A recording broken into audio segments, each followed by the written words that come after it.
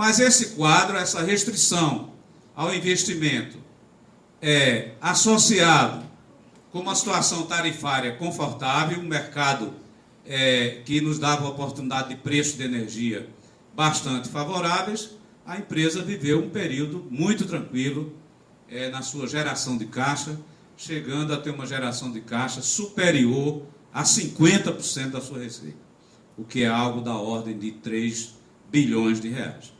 Mas em todo esse período, nunca se falou, nem nunca se mexeu naquele artigo da legislação de 95 que dizia que as concessões estavam prorrogadas até 2015. E significava o que para nós? Significava que em 2015 as concessões encerram, os bens são revertidos para a União e a União decide o que fazer. Se contrata outro operador, se faz novo leilão, etc, etc. Isso é o que está na lei e continua na lei. Nada foi mudado de 95 para cá. Continuou do mesmo jeito. Aí fomos chegando perto de 2015. Lá por volta do ano de 2000, 3 anos atrás, esse assunto começou a vir para a mesa de discussão. Os sindicatos começaram a debater o tema, o governo começou a debater o tema, dizendo, 2015 está perto aí, o que é que a gente vai fazer? E começamos, então, um grande debate. Vai renovar as concessões? Não vai renovar as concessões? O governo criou um grupo de trabalho há mais de 2 anos atrás para discutir esse assunto. Nós discutimos na empresa e trabalhávamos sempre com o cenário da renovação. Por que trabalhávamos sempre com o cenário da renovação? Porque essa é a prática mundial. O mundo inteiro só tira um concessionário de um serviço público dessa natureza quando encontra problema. O cara não dá conta do serviço, o serviço está ruim demais, e aí se mexe. Mas quando o serviço está sendo operado adequadamente, o atendimento, a oferta está equilibrado com demanda, etc., o mundo inteiro usa a prática da renovação.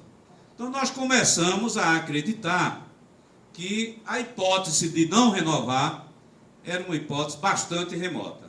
E ouvimos sinais dentro do governo de que essa era a perspectiva, o cenário mais provável para o futuro da gente a partir de 2015. E começamos a trabalhar os cenários da renovação. Essa era a discussão, ninguém trabalhou mais com a hipótese de não renovar. Não, vai ter renovação, agora quais são os cenários?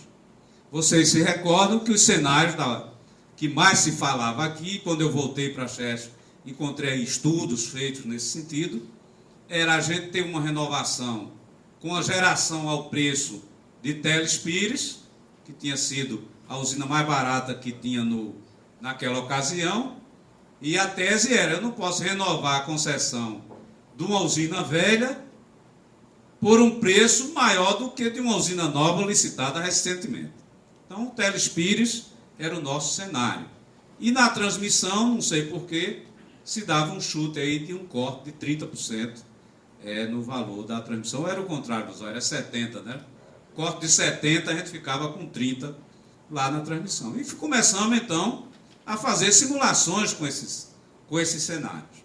Cada simulação que a gente fazia, a gente via que escapava, não teria grandes problemas com aqueles cenários que a gente tinha. Depois de quase um ano de discussões, etc., surge uma variável nova. Olha, vai ser renovadas as concessões e nós vamos ser indenizados pelos ativos. Então o cenário melhorava, porque a gente não vinha trabalhando com essa hipótese de indenização de ativos. E começamos então a fazer alguns estudos. Se a gente tivesse a renovação ao preço de Teles Pires e recebesse a indenização, era a maravilha do mundo. Era o melhor negócio que a gente podia fazer. Bom, até aí nós vínhamos falando em 2015. Nada de falar em antecipação de renovação das concessões.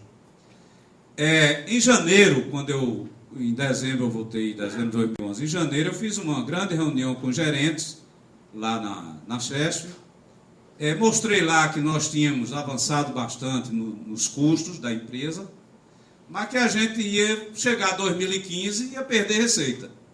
Aí eu fiz até uma proposta para a gerentada lá, disse, ó, vamos fazer o seguinte, até 2015 a gente ganha a inflação, ou seja, a gente faz ganhos de eficiência na empresa, de sorte a compensar os reajustes salariais e os reajustes de contrato que nós vamos ter. Era o que eu chamava de ganhar a inflação. A gente chegaria em 2015 com 20% a menos no custo da empresa. Porque a gente tinha ainda quase 3 anos pela frente, 12, 13, 14 e metade de 15. 3 anos e meio para ir fazendo o ajuste. Qual foi a novidade para todo mundo nessa história? Foi a tal da medida provisória 579. Por quê? Que as concessões iam acabar, ninguém tinha dúvida nenhuma, porque estava na lei. Que o governo ia decidir o que fazer e estava na mão do poder concedente, ninguém tinha dúvida, porque estava escrito na lei desde 1995. A gente não sabia era como ia ser 2015. A grande surpresa foi a antecipação. E essa antecipação, ela teve um significado, foi uma decisão de governo que tem uma vinculação com a política macro e microeconômica do país. O país vem precisando de novos vetores que possam alavancar o desenvolvimento do país.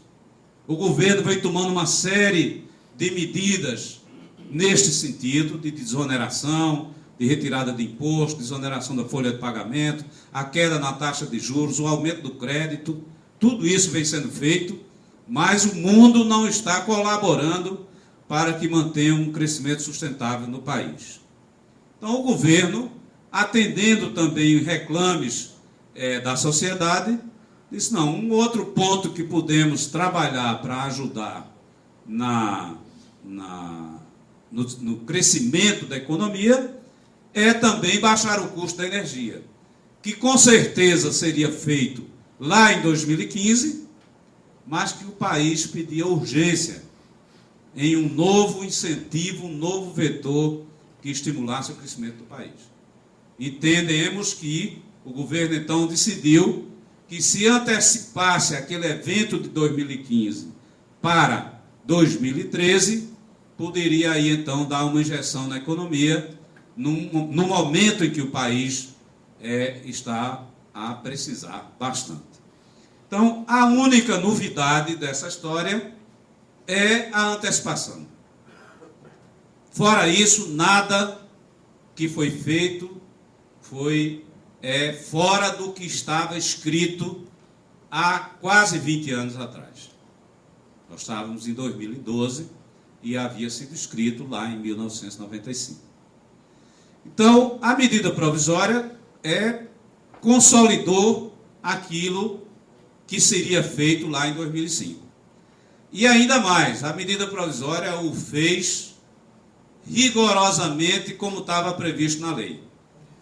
A lei entende que no final da concessão os ativos estão amortizados, portanto, a renovação da concessão ou um novo leilão para um novo operador deve ser feita ao custo de operação e manutenção, mais alguns riscos que você pode ter, e além disso, com uma margem para o operador que vai cuidar disso.